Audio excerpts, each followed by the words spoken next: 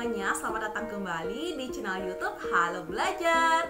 Pada video pembahasan kali ini kita akan sama-sama membahas kunci jawaban untuk kelas 5 adik-adik, yaitu tema 9 benda-benda di sekitar kita, subtema 3 manusia dan benda di lingkungannya, pembelajaran 6 halaman 174, 175, 176, 177 dan 181. Yuk kita simak video pembahasannya bersama-sama ya. Adik-adik, pada pembelajaran 6 ini kita melihat Edo dan teman-temannya sedang berkumpul bersama. Dayu, Siti, Lani, dan Beni sedang asik mengerjakan tugas sekolah di rumah Edo. Mereka mencari artikel di internet dengan menggunakan komputer milik ayah Edo. Sesekali ayah Edo memberikan bimbingan dan arahan dalam menggunakan internet. Tak sengaja mereka melihat ada iklan yang terpampang di halaman depan sebuah situs pendidikan. Masuk kunci jawaban halaman 174 adik-adik. Nah, mari kita amati ya.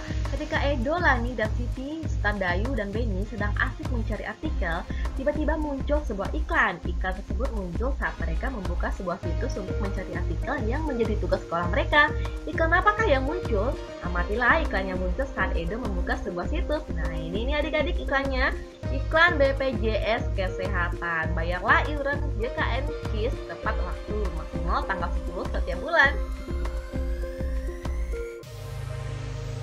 Tuliskan isi iklan di atas pada kolom berikut. Nah, ini jawabannya adik-adik. Iklan pada gambar dibuat oleh BPJS Kesehatan yang mengingatkan masyarakat untuk membayar iuran JKN KIS tepat waktu, maksimal tanggal 10 setiap bulan. Berdasarkan isinya, jenis-jenis iklan elektronik dibagi menjadi 3 kelompok, yaitu pertama iklan komersial, lalu ada iklan perusahaan, ketiga iklan layanan masyarakat.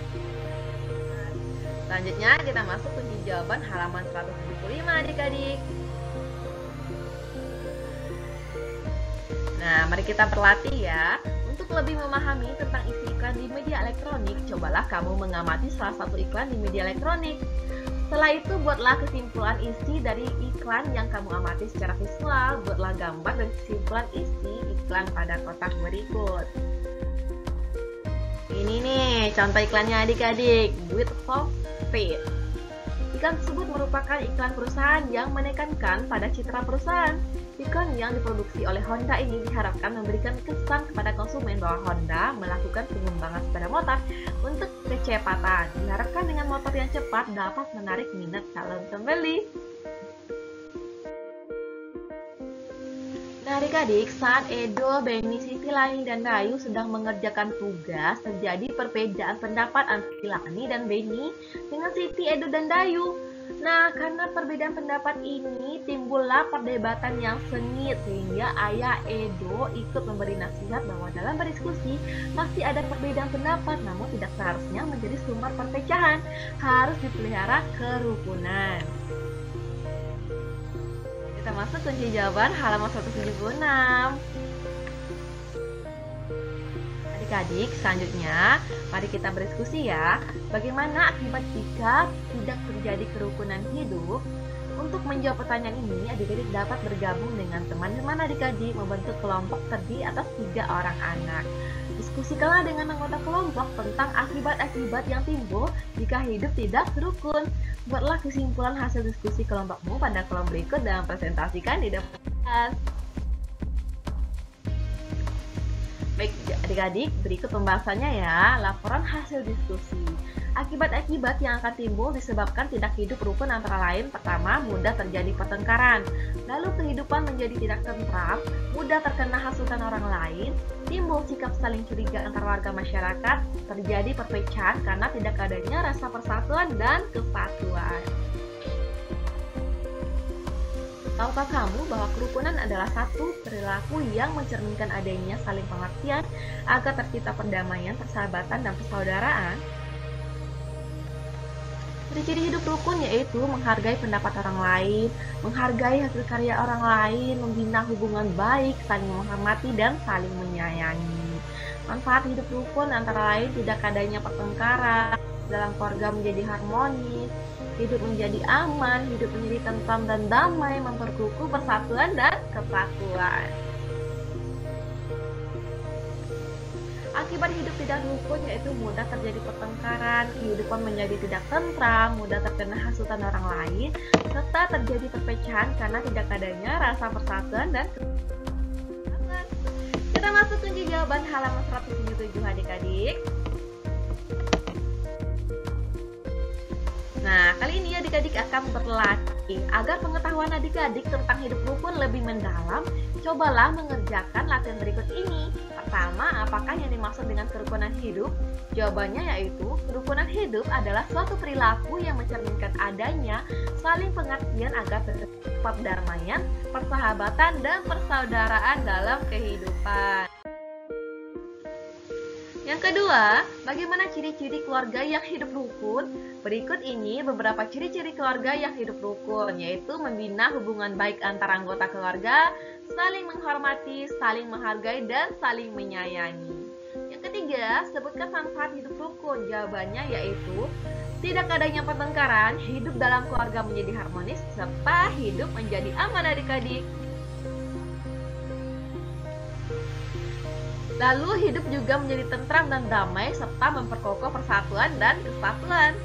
Sebutkan akibat yang terjadi jika tidak tercipta kerukunan hidup bermasyarakat. Nah, apa-apa saja yang akan terjadi, yaitu pertama, mudah terjadi pertengkaran dan perselisihan. Lalu kehidupan menjadi tidak tentram, timbul sikap saling curiga antar warga masyarakat, mudah terkena hasutan orang lain serta terjadi perpecahan karena tidak adanya rasa persatuan dan kesatuan. Edo, Siti, Lani, Dayu, dan Beni memperhatikan ayah Edo yang sedang memberikan nasihat. Pada intinya, kerukunan harus tetap dijaga meski terdapat banyak perbedaan, baik itu perbedaan suku, agama, ras, dan budaya. Ketika disinggung masalah budaya, Edo teringat tentang tugas sekolah, yaitu membuat kain batik jumputan. Batik merupakan salah satu karya seni tekstil Indonesia. Nah, selanjutnya mari kita membaca adik-adik. Kali ini teksnya mengenal batik Indonesia. Jadi batik di tanah air dibedakan menjadi dua, yaitu batik klasik dan batik pesisir. Motif batik klasik dianggap masih asli atau belum terpengaruh budaya asing, sedangkan batik pesisir yang telah banyak terpengaruh budaya asing.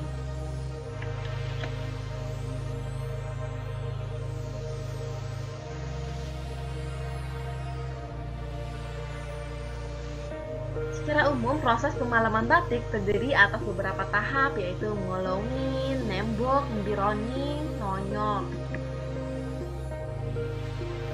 Nah, batik pesisir bisa dikatakan bertolak belakang dengan batik klasik. Motif batik pesisir cenderung bersifat naturalis, menggunakan warna-warna cerah seperti merah, biru, hijau, dan jingga. Motif batik pesisir mengabaikan makna simbolis dan lebih menekankan segi keindahan motif. Selain itu, banyak ditemukan pengaruh budaya Eropa dan Cina pada motif pesisir.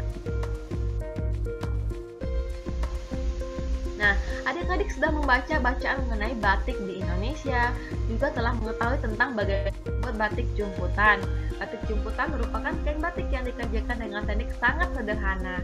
Coba adik-adik bandingkan dengan batik cap dan batik tulis. Jenis kain batik tersebut dibuat dengan teknik yang lebih rumit, yaitu menggunakan lilin sebagai bahan penutup dan proses pelorotan setelah pencelupan dalam pewarna. Adik-adik, mari kita berkreasi ya. Sekarang saatnya adik-adik berkreasi membuat batik dengan teknik perintangan sederhana. Perhatikan langkah-langkahnya, kemudian tirukan. Berhati-hatilah saat berkarya, apalagi saat menggunakan api dan air mendidih. Perhatikan keselamatanmu. Nah, untuk membuat batik perintangan, pertama disiapkan alat dan bahan, lalu dibuat pola gambar dan menutup bagian gambar dengan lilin, serta menyiapkan larutan untuk merendam kain, mencelupkan dan menghilangkan lilin, dan jadilah hasilnya. Ini dia gambarnya adik-adik. Yang pertama, kedua, ketiga, keempat, 5, dan 6. Itu tahapannya ya adik-adik. Selanjutnya, mari kita berdiskusi adik-adik. Persiapkan pameran hasil karya bersama teman-teman satu kelas setelah ujian kenaikan kelas. Apa saja persiapan yang akan kalian lakukan? Coba diskusikan bersama teman satu kelas. Kemudian, tuliskan hasil diskusi berikut.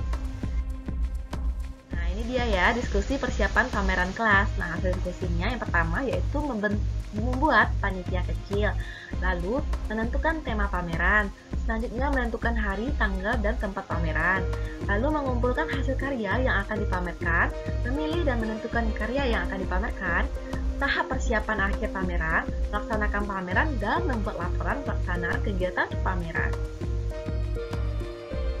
Nah, terakhir nih adik-adik, mari kita renungkan kembali pembelajaran yang telah kita lakukan tadi. Bangsa Indonesia memiliki beragam jenis kain sebagai kekayaan budaya, diantaranya ada batik, tenun, dan songket. Apa yang harus kamu lakukan dengan beragamnya jenis kain tersebut? Tuliskan hasil renunganmu pada kolom berikut. Nah, beberapa hal yang harusnya dilakukan untuk menjaga keragaman jenis kain tradisional adalah dengan mengadakan pameran kain tradisional dan belajar bagaimana cara menenun atau membatik serta tetap menggunakan kain tradisional khas Indonesia seperti batik. Baiklah adik-adik, demikian video pembahasan pembelajaran 6. Kita jumpa lagi pada video selanjutnya. Jangan lupa komen, like, dan share video ini ya adik-adik. Jangan lupa juga untuk subscribe channel ini. Halo Belajar ya tentunya. Baiklah adik-adik, sampai jumpa. Semangat belajar!